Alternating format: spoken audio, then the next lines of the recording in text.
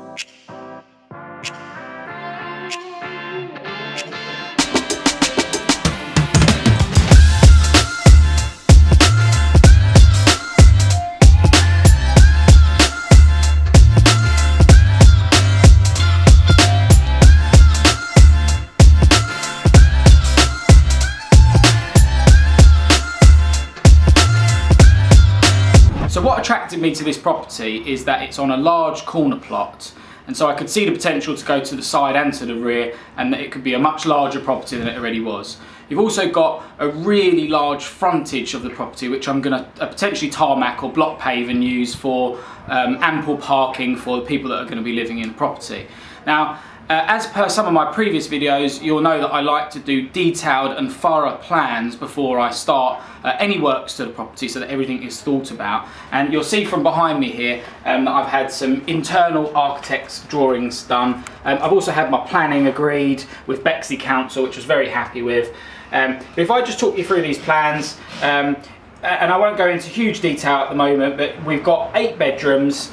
Some are larger than others, some are slightly smaller. We're adhering to the minimum room sizes for Bexley Council HMO mandatory licensing, and we have 7 bathrooms in the property. 6 of the bedrooms will have en-suites and 2 of the bedrooms will share a bathroom. You've got this really big kitchen dining room area, which will have a very large kitchen, and there's pretty much 2 of everything there. So you've got 2 dishwashers, 2 fridge freezers, 2 hobs, 2 ovens. You know, you get the gist. And then over in this section here, we've got a TV wall, and we're building a bench with a table that will sit into the bench to keep storage. And you've got this set of doors that's going to open up to the garden.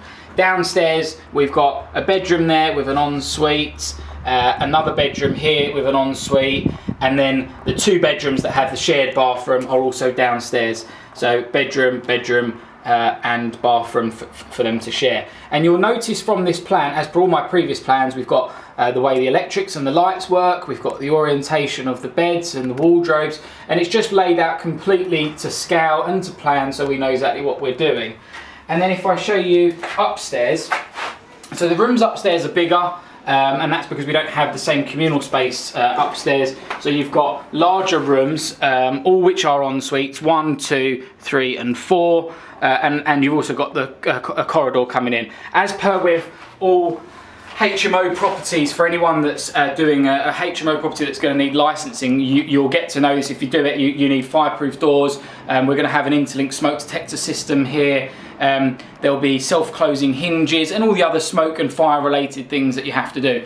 Also, because we are creating such a large wraparound extension and converting it into a HMO, we do need to have a sound test done. So that will be for impact and airborne sound testing, which requires us to put certain materials on the wall and build the construction out of certain materials so that we pass the sound test prior to the property being signed off from building control.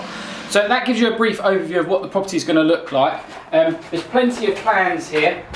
This set of plans is our construction plans. It's got details of where all the steels are going, the footings, the foundations, how the sound insulation will work. I won't bore you with all of that. And then more set of plans here for the roof as well. So lots of detail, lots of thought gone into this. I also have a schedule of works that I give to my dad, the builder, so that he can see exactly what he's doing week by week. And I have a cost projection as well that I look at what I'm spending against what I predicted that I was going to spend, and that keeps things on track. So we're a couple of weeks since this project has started, and I'm really happy so far with the progress. We've managed to get out of the ground, as they say.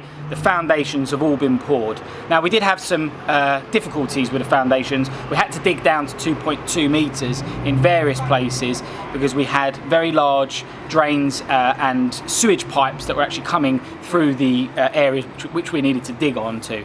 And so we've had to create various bridges to cover to bridge over those drains and pipes. And because we're going up 2 stories, we actually need to put some steel work on top as well. And I'll show you around the corner in a second how we're doing that.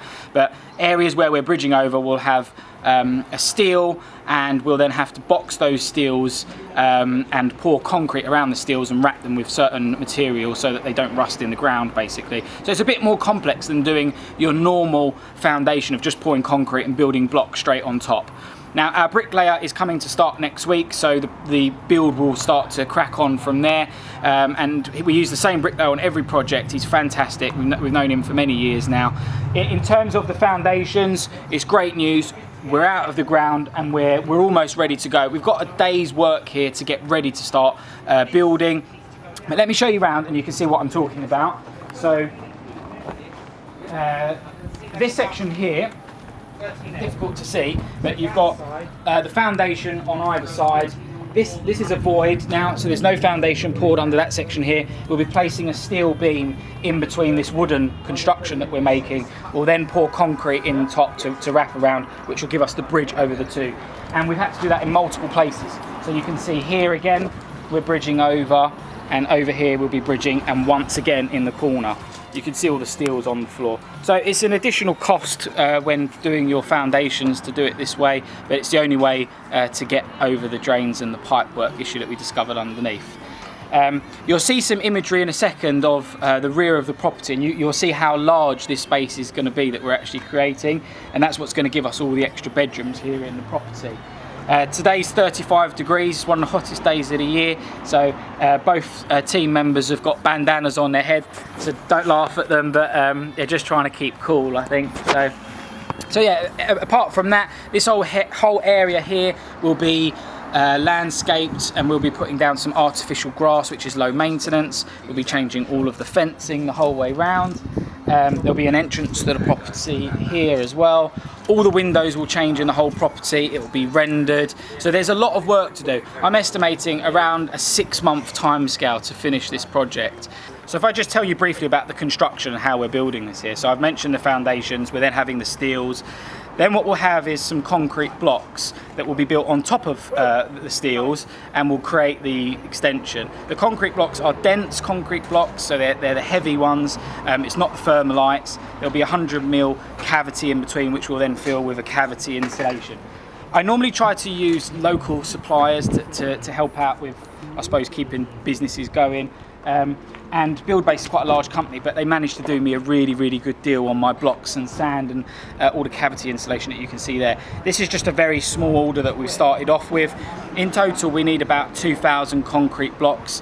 They're quite heavy, and a lot of people construct properties out of thermalites, which are much lighter.